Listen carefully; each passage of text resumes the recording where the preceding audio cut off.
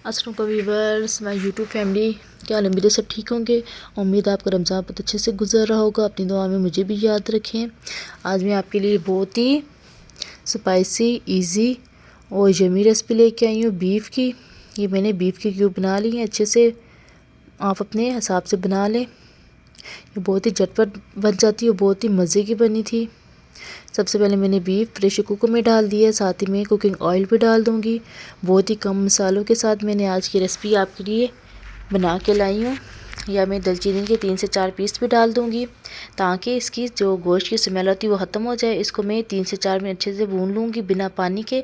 आपने पानी ऐड नहीं करना। अगर आप स्टार्ट में पानी ऐड कर लेंगे तो ये गोश्त आधा कच्चा और आधा पका हो जाएगा, पका रह जाएगा। साथ ही मैंने सूखा धनिया भी डाल दिया। ट्राई लाजमी कीजिएगा और आपको बहुत अच्छी लगेगी मेरी आज की रेसिपी। ये आप देख सकते हैं, ये रमज़ान स्पेशल है। आप बड़ी ईद पे भी इस तरह बना सकते हैं और गेस्ट वगैरह के लिए भी बना सकते हैं। बहुत ही जल्दी बन जाती है। और साथ ही मैंने मसाले भी ऐड कर दिए, जिसमें मैंने लिया है नमक। डे यूज़ मसाले जो आप यूज़ करते हैं वो डालें, मैंने भी वही डाले हैं। और साथ में मैंने टिक्का का मसाला डाला है, चाहे आपके पास चिकन का है या गोश्त का है, आप कोई भी ऐड कर सकते हैं। अब मैंने पानी अभी ऐड किया है। अभी मैंने तब ऐड किया है जब मैंने मसाले वगैरह लगाए वो नीचे लग ना जाए बर्तन के साथ और हमारे गोश्त से स्मेल ना आए। आप देख सकते हैं टमाटर का यूज़ मैंने बिल्कुल हाफ टमाटर लिया है, क्योंकि मैं बिना टमाटर की आज ग्रेवी बनाऊंगी और आपके साथ शेयर करूंगी कितनी मज़े की बनी है। ये आप देख सकते हैं।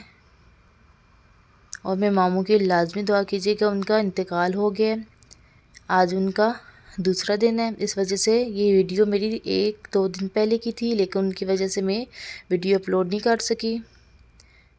अल्लाह पाक उनका दर्जे बुलंद फरमाए और उनका अगला मुकाम इजी करे।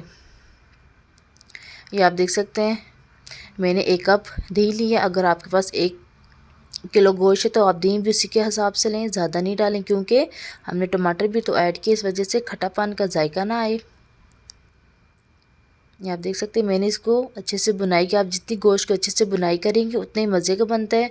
और मैंने सिरका अब इस स्टेज पे मैंने ऐड किया है, क्योंकि मैं पहले तब नहीं ऐड किया, वो आधा कच्चा और आधा पका रह जाता।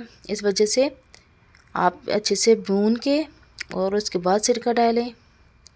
ये आप देख सकते हैं, मैंने 2 कप पानी ऐड किया है, क्योंकि मुझे ग्रेवी चाहिए। आप अपने हिसाब से डाल सकते हैं। अगर आपको सालन चाहिए तो आप 3 से 4 कप भी डाल सकते हैं। ये बहुत ही यमी बनी थी, आप इसको लाजमी ट्राई कीजिएगा। और आप किसी चीज़ को दम पे लगाएं या इसको प्रेशर कुकर में कुक पे लगाएं तो अच्छे से बॉयल आने के बाद लगाएं। इस तरह किसी चीज़ का कच्चापन जायका नहीं रहता, उसका कच्चापन जायका जितना भी वो ख़त्म हो जाता है। अब इसको मैं 15 मिनट वेट पे चलाऊंगी। मिलते हैं वेट के बाद। ये देखिए कितने मज़े का बन के तैयार हो गया है।